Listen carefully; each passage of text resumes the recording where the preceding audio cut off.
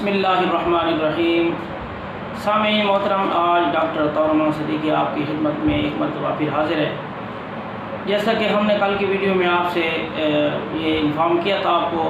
کہ ہم قرآن کریم کا سلسلہ شروع کریں گے۔ قرآن کریم کی ہر صورت اور اس کا تعارف اور اس کا مختصر سا خلاصہ اور نزول کے اعتبار سے وہ کون سی صورت ہے۔ جس طرح آپ کو پتہ ہے کہ قرآن کریم کی جو موجودہ ترتیب ہے صورتوں کی، وہ ترتیب وہ نزولی نہیں ہے بلکہ وہ ترکیب توقیفی ہے۔ اب ہم آپ کو ہر صورت کے بارے میں یہ بھی بتلا دیں گے انشاءاللہ کہ ہر صورت نزول کے اعتبار سے کون سے نمبر پر نازل ہوئی،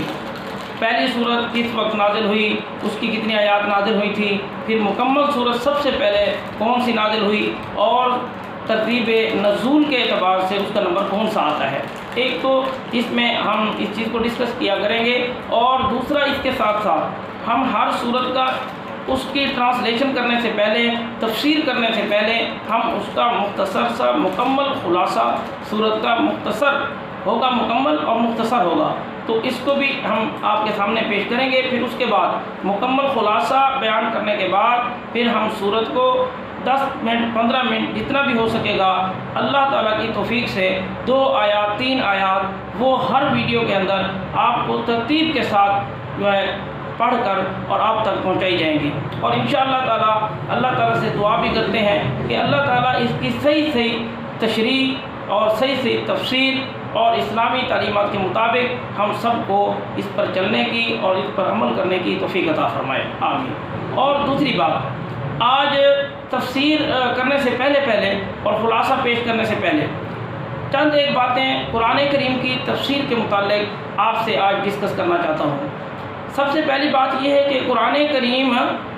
جس طرح اصول تفسیر ہوتے ہیں، ایک اصول ہوتا ہے، ہر چیز کے اصول ہوتے ہیں، اگر آپ ان اصولوں پر چلیں گے تو اس کے مطابق تفسیر کریں گے تو وہ تفسیر بالکل قابل قبول ہوگی اور آپ کو آخرت میں بھی اجر عظیم ملے گا۔ اگر وہ تفسیر ان اصولوں سے جو کہ بنیادی اصول ہیں تفسیر کے، اگر ان کو چھوڑ دیا جائے اور ان سے ہٹ کر کوئی نئے انداز سے تشریح اور تفسیر کر کے پیش کرے، چاہے وہ کتنی دلکش کیوں نہ ہو، چاہے اس کے اندر وہ لچھے دار الفاظ استعمال کرے اور چاہے وہ اس طرح کے دلکش ورڈنگ یوز کرے کہ ہم کہیں کہ اس میں تو اتنی زیادہ اٹریکشن ہے، جتنا زیادہ اس کو گھما کے الفاظی اور لفاظی استعمال کر کے وہ تفسیر کو پیش کرے گا، لوگوں میں شاید وہ مقبولیت کا درجہ حاصل کر جائے، لیکن اللہ کے ہاں اس کی کوئی قدر و قیمت نہیں ہوگی۔ اس لیے وہ اصول ضوابط قانون وہ بہت زیادہ ہیں، لیکن 5 وہ بنیادی اصول ہیں، اگر ان میں سے کسی ایک کو بھی فالو نہیں کیا اور اپنی مرضی کے ساتھ اگر کسی نے تفسیر لکھ دی ہے، آج کل ہم دیکھتے ہیں بہت سارے ایسے لوگ انہوں نے جاب کی اور 60 سال میں جب حکومت نے ان کو فارغ کیا، اب گھر بیٹھ کے سوچتے ہیں کوئی اچھا کام کر لیا جائے، اور وہ اچھا کام کیا کرتے ہیں، وہ تفسیر لکھنے بیٹھ جاتے ہیں۔ 3 مہینے کے اندر ادھر ادھر سے الفاظ اٹھائے، تفسیر کو مکس کیا اور کچھ اپنی رائے ڈالی اور منظر عام پر پہنچانے کی کوشش کرتی کہ یہ تفسیر ہماری اب آ گئی ہے، اور نام لکھیں گے مفسر قرآن اور داعی قرآن اور ایسے الفاظ، شیخ القرآن، اور پھر جدید قسم کے طریقوں کے ساتھ لوگوں کو آگاہ کریں گے اور اپنی طرف کھینچنے کی کوشش کریں گے کہ قرآن کریم کو ایسے سمجھو، آج تک کوئی اس طریقے سے نہیں سمجھا سکتا جس طرح ہم سمجھا رہے ہیں، اور قرآن کریم کو جدید سائنس اور ٹیکنالوجی کی صورت میں اب ہم آپ کو تشریح کر کے دکھلائیں گے قرآن کتنا سائنس کو فالو کرتا ہے، قرآن میں کتنی سائنسی آیات ہیں۔ اس طرح کی باتیں وہ خوب کر کے لوگوں کو اپنی طرف کھینچنے کی کوشش کریں گے۔ سامعین محترم، ہم نے یہ دیکھنا ہے چاہے کوئی جس طرح کی بھی تفسیر لکھے گا، اگر وہ ان 5 اصولوں کے مطابق نہیں چلے گا تو اس کی تفسیر قابل قبول نہیں ہوگی، کسی بھی صورت میں وہ پڑھنے کے قابل بھی نہیں ہوگی، کسی بھی صورت میں وہ ہدایت کے پر بھی نہیں لا سکتی، گمراہی کی طرف لے کے جائے گی۔ اسی طرح ایسی تفسیروں سے جو ان اصولوں جو میں ابھی آپ سے ڈسکس کروں گا 1 بائی 1 وہ اصول آپ کے سامنے رکھوں گا، اگر اس اصولوں سے ہٹ کر کوئی بات کرتا ہے، کوئی تفسیر کرتا ہے، کوئی ترجمہ کرتا ہے، کوئی اپنی بات رکھتا ہے، تو اس کی تفسیر جو ہے وہ قابل مذمت ہے۔ اس کی تفسیر کی کوئی تعریف نہیں کی جائے گی، وہ مقبول نہیں ہے بلکہ مردود ہے۔ اسی طرح آج اس ویڈیو کے اندر میں آپ کو وہ 5 اصول ڈسکس کرنے لگا ہوں، آپ غور سے سنیں اور سب کو فائدہ ہوگا انشاءاللہ۔ سب سے پہلا اصول کیا ہے؟ قرآن کریم کی کسی بھی آیت کی آپ تفسیر کرنا چاہتے ہیں، سب سے پہلے یہ دیکھیں اس آیت کی تفسیر، جو یہاں ایک آیت کا ایک جو لفظ موجود ہے، یہاں اگر تفسیر اس آیت کے اندر نہیں ہے اور مزید آیت میں تفسیر کرنے کی گنجائش باقی ہے، تفسیر کرنی ہے، تو پھر سب سے پہلے یہ دیکھا جائے گا اس آیت کے ملتے جلتے الفاظ یا اس کی تفسیر کسی اور آیت میں ہے، کسی اور صورت کی کسی اور آیت میں ہے، جیسا کہ سورہ فاتحہ میں آتا ہے انعمت علیہم۔ اب یہاں ہے کہ جن پر انعام کیا گیا، وہ کون لوگ ہیں جن پر انعام کیا گیا؟ ادھر نام نہیں ہے، لیکن ایک اور آیت ہے اولئک الذین انعم اللہ علیہم من النبیین والصدیقین والشہداء والصالحین۔ اب یہ 4 لوگ ہیں، اب یہ 4 قسم کے لوگ ہیں جن پر انعام کیا گیا۔ اب کوئی بندہ کہے کہ انعمت علیہم سے مراد، کوئی کہے کہ انعام والے کون سے لوگ ہیں، کوئی کہے جی یورپ والے لوگ ہیں، کوئی کسی اور کو اٹھا کے کہہ دے۔ جس طرح لوگ مغرب کو بہت زیادہ فالو کرنے کی کوشش کرتے ہیں اور پھر مسلمانوں کو نیچا دکھانے کی کوشش کرتے ہیں، اپنی من مانی میں تفسیر کر کے کہیں ان 4 کے علاوہ کہیں اور جا کر کہیں کہ انعام یافتہ تو یہ ہیں،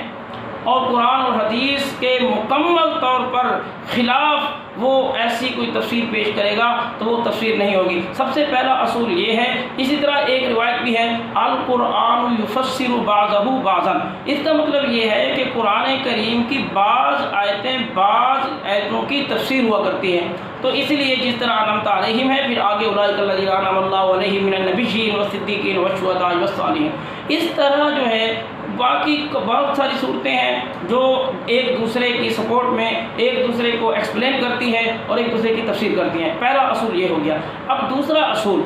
اصول یہ ہے کہ قرآن کریم کی اگر ہم تفسیر کرنا چاہتے ہیں اور قرآن کی اس آیت کی دوسری آیت کے اندر کسی دوسری صورت کی دوسری آیت میں کہیں بھی اس کی تفسیر ہمیں نہیں ملتی، تو پھر ہم دوسرے نمبر پر جو اصول لیں گے تفسیر کرنے کا، وہ ہوگا رسول اللہ صلی اللہ علیہ وسلم کی احادیث مبارکہ، رسول اللہ صلی اللہ علیہ وسلم کے اقوال مبارکہ۔ وہاں سے دیکھیں گے کہ رسول اللہ صلی اللہ علیہ وسلم نے اس آیت کے مفہوم میں کیا بیان فرمایا، کیا تفسیر فرمائی، پھر ہم اس کو دیکھیں گے۔ اب تیسرا اصول کیا ہوگا؟ صحابہ کرام جو رسول اللہ صلی اللہ علیہ وسلم کے تربیت یافتہ تھے، جنہوں نے رسول اللہ صلی اللہ علیہ وسلم سے علم حاصل کیا، وہ کیا تفسیر کرتے ہیں۔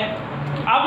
جس کا جتنا استاد قابل ہوگا وہ شاگرد اتنا زیادہ اس میں اتنی قابلیت ہوگی، جس نے جتنا زیادہ پڑھا ہوگا اور سمجھا ہوگا، تو جن کی زبان بھی عربی تھی اور جنہوں نے پڑھا بھی محمد عربی صلی اللہ علیہ وسلم سے ہے، تو پھر وہ جس طرح تفسیر کریں گے، آج کوئی اجمی شخص تو اس طرح بات سمجھ بھی نہیں سکتا، اس کی ویسے تفسیر اور وضاحت کر بھی نہیں سکتا۔ اس لیے جو تیسرا اصول ہے وہ صحابہ کرام رضوان اللہ تعالیٰ علیہم اجمعین کہ انہوں نے اس آیت کی یا جس صورت کی کس طرح ہم تفسیر کر رہے ہیں، جس کی کیا انہوں نے کیسے کی ہے، اس تیسرے اصول میں ان کے اقوال کو دیکھا جاتا ہے۔ اور چوتھی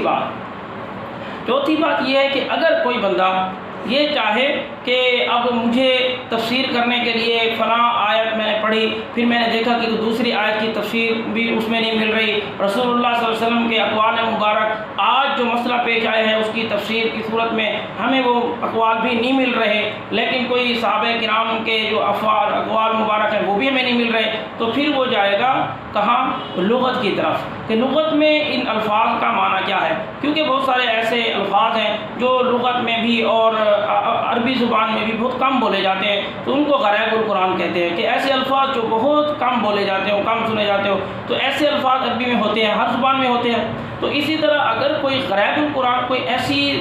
صورت کے اندر کوئی آیت کے اندر کوئی ایسے الفاظ آ جاتے ہیں کہ ہمیں ان تینوں اصولوں سے نہیں ملتے، تو پھر ہم ڈکشنری کا سہارا لیتے ہیں، لغت کا سہارا لیتے ہیں، عربک کے الفاظ کو دیکھتے ہیں، پھر انہوں نے کیسے ان کا معنی کیے ہیں، پھر ہم یہ 4 اصول یہ ہو گئے۔ پہلا اصول کہ ہم قرآن کی آیت کسی دوسری آیت کی تفسیر میں دیکھتے ہیں، دوسری بات رسول اللہ صلی اللہ علیہ وسلم کے اقوال کو دیکھتے ہیں، تیسری بات صحابہ کرام کے اقوال کو دیکھتے ہیں، اور چوتھی بات کہ ہم ڈکشنری کو دیکھتے ہیں، لغت کو دیکھتے ہیں۔ اور پانچویں بات یہ ہے، اگر ہمیں اب دیکھیں کہ لغت کے اندر بہت سارے معنی ہیں، وہ ایک لفظ ہے اس کے کئی معنی ہیں، اب ہم جو معنی لے رہے ہیں اپنی رائے پیش کریں گے۔ اب جو پانچواں اصول ہے تفسیر کرنے کا وہ اپنی رائے کا ہے۔ اب رائے کیسی دینی ہے؟ رائے دو قسم کی ہوتی ہے، ایک کو کہتے ہیں رائے محمود، دوسری کو کہتے ہیں رائے مذموم۔ ہم نے قرآن کریم کی تفسیر کرتے ہوئے اب دیکھنا یہ ہے کہ جو مفسر صاحب ہیں وہ قرآن کی تفسیر میں جو اپنی رائے دے رہے ہیں وہ رائے محمود دے رہے ہیں یا مذموم دے رہے ہیں۔ اس سے کیسے پتہ چلے گا؟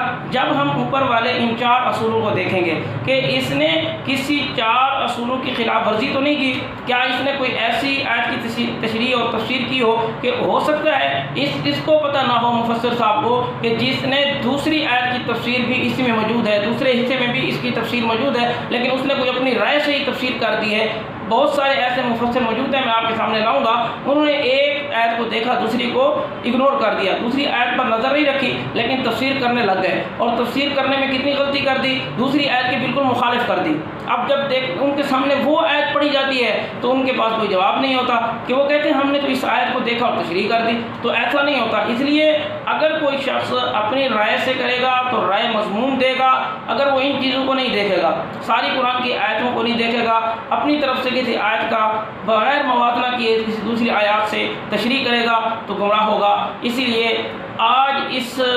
دور کی بڑی ضرورت بھی ہے۔ لوگ اس طرف جاتے ہیں کہ جی بہت اچھی تقریر کر لیتے ہیں، بہت اچھا بول لیتے ہیں، بہت اچھی ورڈنگ یوز کرتے ہیں، اور اس طرح کے جو بڑی بڑی یعنی کہ یہ ڈبے اور گبے لگا کر بھی سامنے آ کر کہتے ہیں کہ تفسیر تو یہ ہے، اور کسی نے حرام کو اس کے ذریعے حلال کر دیا اور حلال کو حرام کر دیا، بہت سارے ایسے مسائل انہوں نے نکال لیے۔ تو ہم کہتے ہیں کہ دیکھیں جی یہ اب جدید طریقے کے مطابق ہے اور ایسی ایسی باتیں کر رہے ہیں، تو اس طرح ان سے مرعوب ہونے کی ضرورت نہیں ہے۔ اصل میں بات یہ ہے کہ اگر ہم لوگ دیکھیں گے کہ ان 5 اصولوں کے مطابق جو چل کر اگر ان 5 اصولوں سے خلاف چل کر کوئی تفسیر کرتا ہے تو اس کی تفسیر نہیں کی جائے گی۔ ہم بھی اسی طرح اللہ تعالیٰ کی توفیق سے کوشش کریں گے، ان 5 اصولوں کو مد نظر رکھیں گے، تفسیر کرتے ہوئے صحیح خلاصہ ہر آیت ہر صورت کا پیش کیا جائے گا، اور ہر صورت کے نزول کے اعتبار سے اس کا نمبر بھی بتلایا جائے گا۔ اور ایک بات ہے کہ اس کو آپ نے کیسے سننا ہے، بہتر یہی ہوگا کہ جب ہم صورت کا خلاصہ پیش کریں گے آپ اس ویڈیو کو لائک کرتے ہوئے، شیئر کرتے ہوئے سبسکرائب بھی کریں، لیکن اس کے ساتھ ساتھ جب بھی آپ کوئی ویڈیو قرآن کریم کی تفسیر کے لیے سنیں گے آپ باوضو ہو کر سنیں، اور اس کے ساتھ قرآن کریم کو اگر آپ کے لیے آسانی ہے قرآن کریم کو کھولیں، جس طرح خلاصے کی بات ہو رہی ہے آپ قرآن کریم سورۃ فاتحہ کو کھولیں گے اس طرح اس کو دیکھتے جائیں گے، آپ کو سمجھ زیادہ آتی جائے گی، اور اس طرح جو بھی تفسیر ہوگی جو بھی آیت ہوگی اس پر ہاتھ رکھیں گے، وہ آیت ادھر سے تشریح ہوگی، آپ اس کو پڑھتے جائیں گے، سنتے جائیں گے، اور ساتھ ساتھ سمجھ بھی آتی جائے گی۔ اگر بغیر قرآن کریم سامنے رکھے ہوئے آپ بغیر سمجھیں گے سنیں گے، آپ شاید کہیں گے کہ بہت ساری ایسی چیزیں ہیں جو ہماری سمجھ میں نہیں آ رہی۔ اگر قرآن کریم کو سامنے رکھیں گے اور ادھر سے آیت کو سنیں گے اور اس کے ساتھ ساتھ اس کے ترجمے اور تشریح کو بھی سنیں گے تو انشاءاللہ تعالیٰ بہت مستفید ہوں گے۔ آپ مجھے اجازت دیجیے، والسلام۔